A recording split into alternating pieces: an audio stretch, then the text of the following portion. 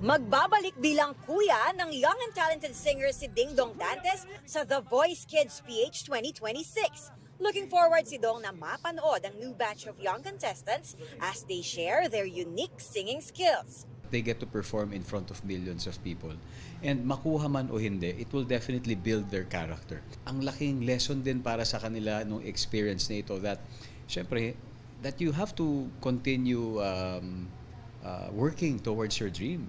Makakasama ni OG Coach Julian San Jose ang mga bagong coach na tututok sa mga bata. Sina pop rock royalty Yeng Constantino at hip-hop legend and modern-day poet Glock 9. Alam naman natin yung lahat ng mga hits ni Yeng Constantino kung gaano siya ka-influential, di ba, sa ating Filipino pop culture. So I can just imagine yung mga batang sasailalim sa mentorship or sa pagko-coach ni Coach Yeng. Lalo na si Coach Glock. Siyempre, di ba, kakaiba yung mga bagsak niya. Talagang nasa timing talaga.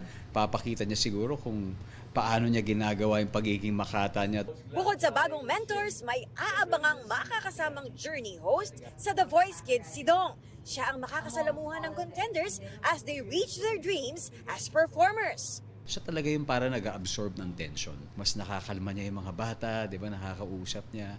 So, ang ganda lang na we have new characters in this new season.